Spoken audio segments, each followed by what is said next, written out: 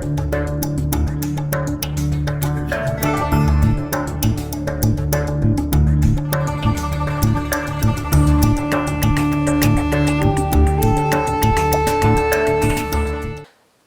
بالله السميع العليم من الشيطان الرجيم بسم الله الرحمن الرحيم الحمد لله حمدا يليق بجلاله سبحانه ثم الصلاة والسلام الأتمان الأكملان على سيد خلق الله أجمعين سيدنا وحبيبنا محمد عليه من الله أفضل الصلاة وأتم التسليم. Chers frères et sœurs, nous louons Allah subhanahu wa ta'ala et nous prions paix et bénédiction sur le prophète Muhammad sallallahu alayhi wa sallam, celui-là même qui nous a guidés sur le droit chemin. Alors, chers frères et sœurs, nous vous disons bienvenue à notre émission bien-aimée qu'est dit l'islam. Oui, l'islam dit beaucoup de choses. L'islam est la solution à tous nos problèmes. C'est pour cela qu'aujourd'hui, nous allons vous entretenir sur un thème très très important, car c'est un thème qui a un lien avec l'actualité. Oui, aujourd'hui, dans le monde entier, tout le monde crie, nous voulons la paix. Tout le monde crie, nous voulons la cohésion sociale. Nous voulons le bon vivre ensemble. Alors, pour chercher la solution du vivre ensemble, il faut faire recours à la religion, et la seule religion reconnue par Allah subhanahu wa ta'ala. Il s'agit de l'islam qui vous donne la solution à tous vos problèmes.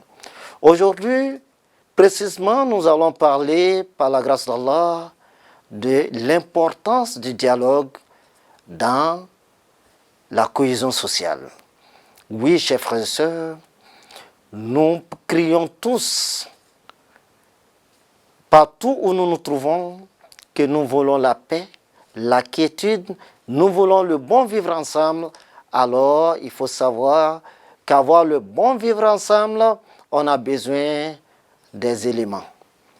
Et parmi ces éléments, il y a ce que nous appelons le dialogue, qui a été l'élément préféré de Muhammad sallallahu alayhi wa sallam, partout où la situation s'est présentée très compliquée. Oui, chers frères et sœurs, je vous donne pour modèle le messager d'Allah sallallahu alayhi wa sallam dans la bataille de Khaybar. Lorsqu'il a dit à ses compagnons, demain je donnerai le drapeau à quelqu'un qu'Allah subhanahu wa ta'ala aime bien. Et le messager d'Allah, Muhammad sallallahu alayhi wa sallam, l'aime bien. Et pareil, lui aussi, il aime Allah et son messager. Ce jour-là, tous les sahaba, tous les compagnons du prophète Muhammad sallallahu alayhi wa sallam voulaient avoir cet honneur.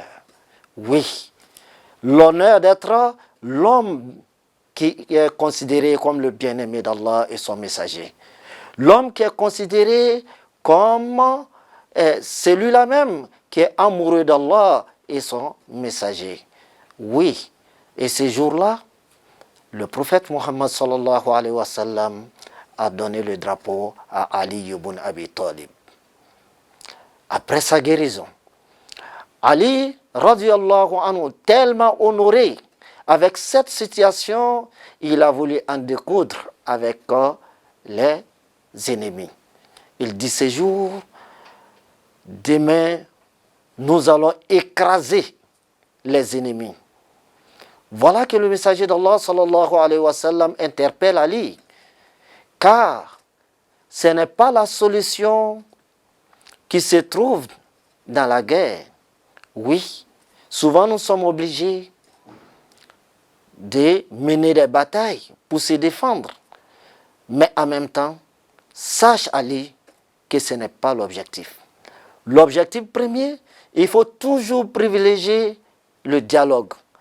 Alors le messager d'Allah sallallahu alayhi wa sallam donnera cette leçon à Ali, à travers Ali, donnera la leçon à toute sa communauté. À travers sa communauté, il donnera la leçon à toute l'humanité. Il dit, Ala rislika ya Ali. Non Ali, calme-toi. Calme-toi, ô Ali. La solution ne se trouve pas dans ce que tu viens de dire. Alors, il faut privilégier le dialogue. Il faut les inviter à accepter Allah subhanahu wa ta'ala. Il faut les inviter à accepter les bonnes œuvres recommandées par Allah et son messager. Voilà la leçon que le messager d'Allah, Muhammad sallallahu alayhi wa sallam, donnera à Ali et à travers Ali, donnera à sa communauté et à travers sa communauté, donnera à toute l'humanité. Alors, qu'est-ce que le dialogue? Nous avons parlé, chers frères et sœurs, de la communication avec autrui. Nous avons parlé, chers frères et sœurs, de la compréhension d'autrui. Nous avons parlé, chers frères et sœurs, d'écouter autrui pour savoir quel est son problème réel dans son agissement. Car ce qui n'est pas su, ce qui n'est pas dit n'est pas su. Et ce qui n'est pas entendu, nous ne pouvons jamais trouver de solution pour cela. Donc, chers frères et sœurs, pour le dialogue, alors, il faut certains éléments. Et ces éléments, nous ne pouvons les trouver qu'à travers la religion musulmane. Alors, que dit l'islam de ce dialogue? Nous avons su ce que l'islam donne comme définition de dialogue. Alors, qu'est-ce que l'islam considère comme préalable à un dialogue réussi? Et dans la conception de l'islam, il y a combien de types de dialogue? Pour l'islam, il y a deux types de dialogue. Le dialogue objectif, qui consiste à comprendre l'autre et à chercher à chercher une solution à son problème. Et un dialogue sec, qui a pour objectif de battre l'autre et de refuser sa vérité et de l'humilier devant les gens.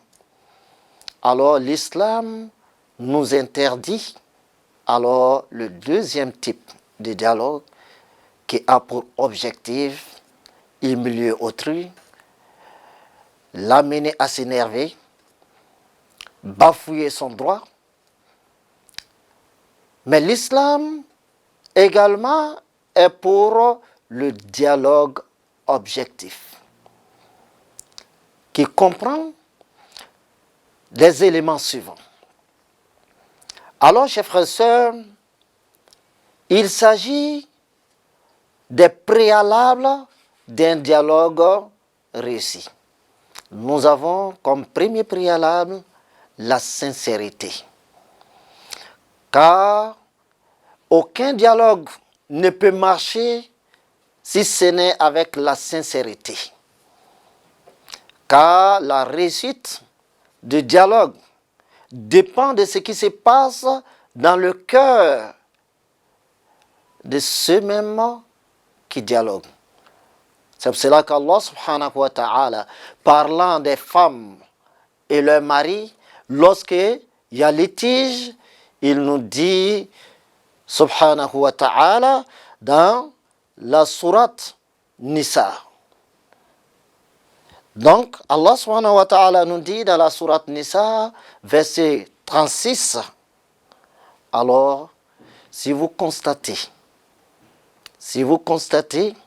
des mésententes entre deux personnes, alors essayez de les réconcilier. Et si ces deux dont nous avons l'objectif de les réconcilier, in yurida islahan yuwaffiqillahu baynahuma. Si ces deux-là veulent vraiment la réconciliation, Allah subhanahu wa ta'ala va régler entre les deux. C'est-à-dire, les deux vont se réconcilier. Mais vous voyez la condition qu'Allah subhanahu wa ta'ala donne. Il dit si ils veulent la réconciliation. Ça veut dire que le dialogue ne peut marcher que lorsqu'il est fait avec la sincérité. Lorsqu'il est fait avec le vouloir et le bon vouloir de régler le problème. Si nous avons pour objectif un dialogue basé sur la trahison, vous voyez que les cœurs communiquent où les langues ne communiquent pas. Car la communication des cœurs est tellement importante que lorsque les cœurs sont en belligérance, alors le corps n'accompagne que le cœur. C'est pour cela qu'Allah subhanahu wa ta'ala nous dit que lui, il va réparer entre les protagonistes lorsque ces protagonistes veulent atteindre un objectif pacifique. Donc, chers frères, chers sœurs, le premier élément et le préalable à un dialogue et à un bon dialogue qui instaure la paix et la cohésion sociale, c'est la sincérité, al-ikhlas. Comme préalable aussi, l'islam nous recommande que dans le dialogue, nous devons toujours trouver une porte de sortie pour autrui. Si à 99% vous pensez que vous avez la vérité, alors dites-vous que celui d'en face a 1% de la vérité aussi que vous pouvez prendre de lui.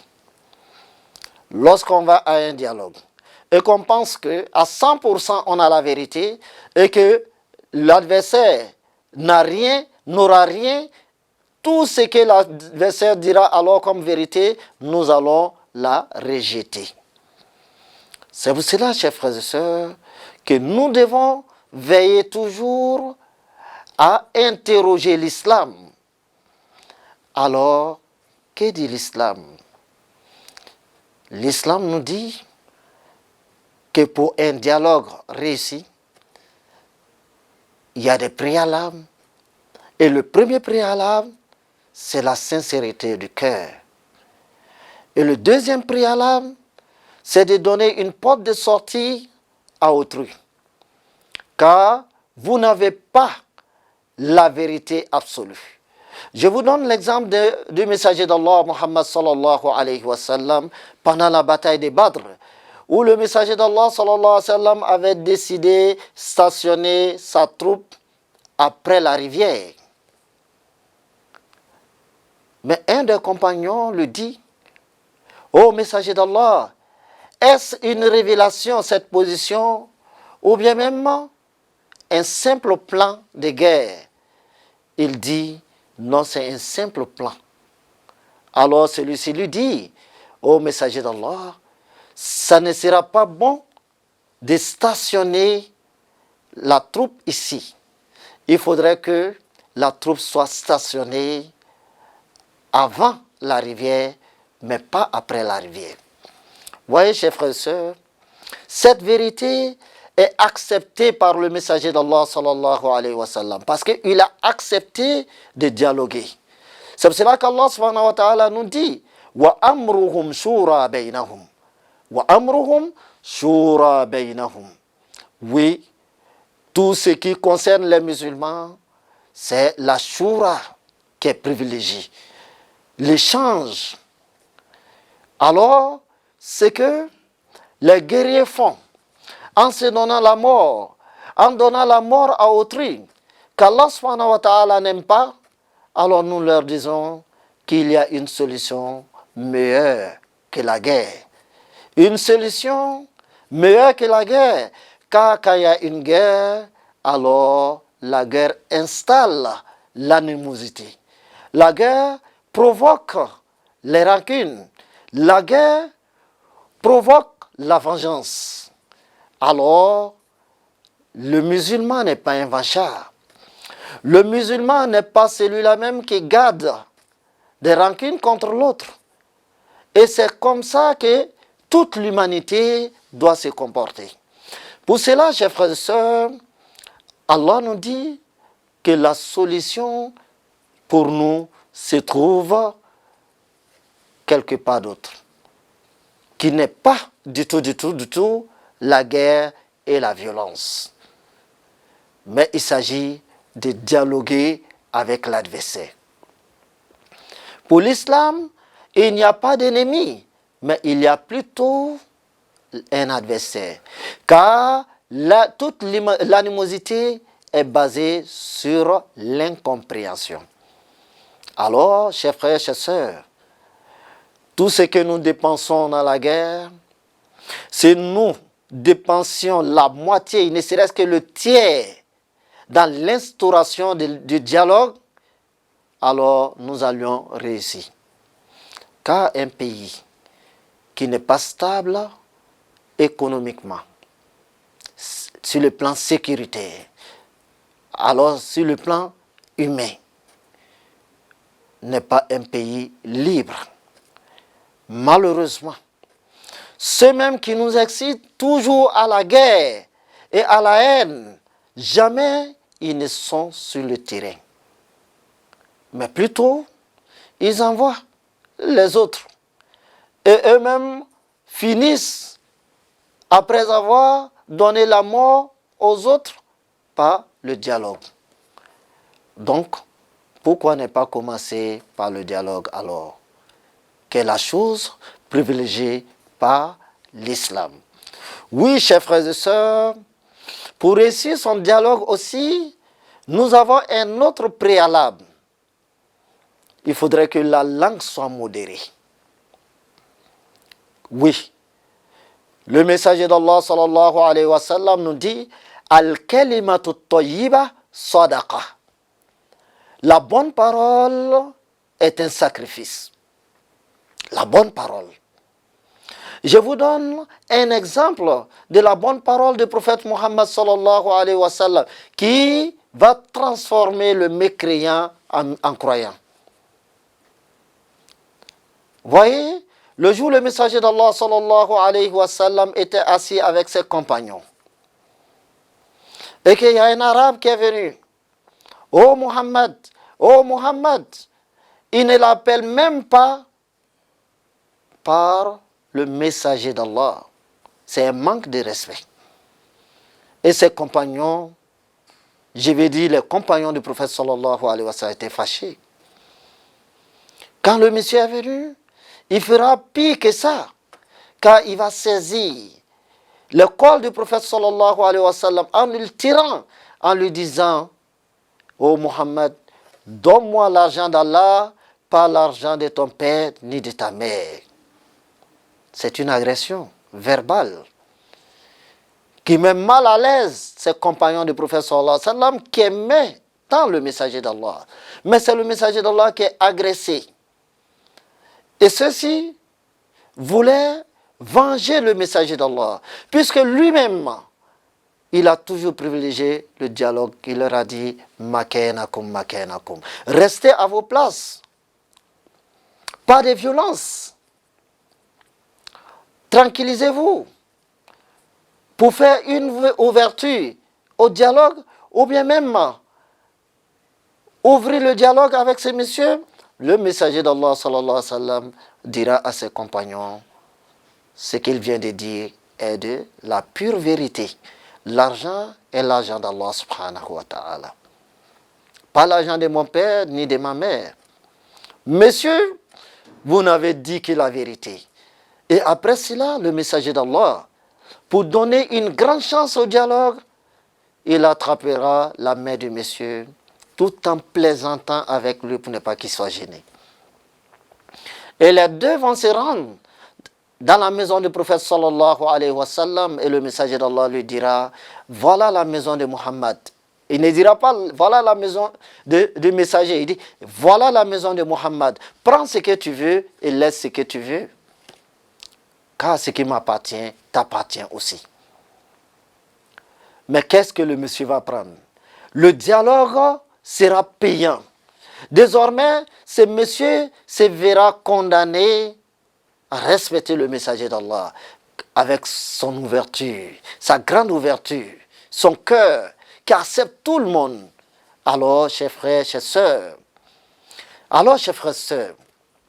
voyez ce que le messager d'Allah sallallahu alayhi wa sallam dira alors à ces derniers. Et quelle sera sa réaction? La réaction ne se fera pas attendre, car le messager d'Allah sallallahu alayhi wa sallam va observer, donner un temps pour comprendre mieux ces messieurs. Ce monsieur dira au messager d'Allah, Ashhadu an la ilaha illallah wa annaka rasulullah. J'atteste qu'il n'y a de Dieu qui mérite être adoré, si ce n'est Allah, et tu es certainement le messager d'Allah. Voyez, un monsieur qui refusait même d'appeler Mohammed messager d'Allah. Et lorsque le dialogue a été engagé entre lui et le messager d'Allah, il a accepté sans aucune force et sans aucune obligation, il a accepté la messagerie du prophète Muhammad sallallahu alayhi wa sallam. Vous voyez combien de fois le dialogue peut transformer l'être humain. C'est pour cela qu'Allah subhanahu wa ta'ala nous dit, il dit idfa billati hiya ahsan, rembourse le mal par le bien. فَإِذَا الَّذِي بَيْنَكَ وَبَيْنَهُ عَدَاوَةٌ كَأَنَّهُ وَلِيٌّ حَمِيمٌ. Alors, celui avec qui vous avez de l'animosité, alors va se transformer en un ami intime. Vous voyez, chers frères et sœurs, combien de fois Omar détestait le messager d'Allah. Mais avec le dialogue, Omar n'a pas été obligé d'accepter l'islam, mais il a pris l'islam avec la conviction, avec le bon dialogue. Après, il est devenu un fervent musulman. On nous dit, chers frères, chers sœurs, que notre cher pays, la Côte d'Ivoire, a besoin de dialogue. Et la Côte d'Ivoire et toute l'humanité ne peut pas être stable si ce n'est avec le dialogue. Alors, chers frères, chers sœurs, qu'est-ce que nous gagnons dans la guerre, dans l'animosité, dans les conflits que nous ne pouvons pas avoir comme bon dans le dialogue? Est-ce que ce dialogue est un préalable ou bien il doit venir après les guerres? Je dirais que le dialogue est un préalable. Que dit l'islam du dialogue alors? L'islam dit que le dialogue est préalable à toute réussite. L'islam nous dit alors que point de violence, que point de belligérance, qu'il faut revenir toujours au dialogue. Voyez, chers frères et sœurs, ce que le dialogue peut nous donner comme solution à tous nos problèmes. Combien de fois nous avons cru que c'est nous qui avions la vérité absolue. Mais lorsqu'on s'est assis autour d'une table, on s'est rendu compte que c'est un sentiment de regret qui nous anime. Et que nous sommes en tort. Nos agissements n'ont pas été propices. Et si nous commencions avec le dialogue, on allait être à l'aise partout où nous nous trouvons. Vous voyez, chers frères et sœurs, pour amener les gens à bien faire, lorsque tu les respectes dans le langage, il ne serait-ce que dans le langage, tu arrives à les gouverner. Car la nature d'un homme, c'est que il aime toujours se voir respecté. Et c'est le dialogue qui donnera le respect qu'il faut à celui qui le mérite. Ce n'est pas la guerre. Combien de fois nous avons cru que nous avons assez de force pour mener une bataille. Mais lorsque la bataille commence, c'est nous qui sommes les premiers à fuir le champ de bataille. Alors, le dialogue se trouve au début, au milieu et à la fin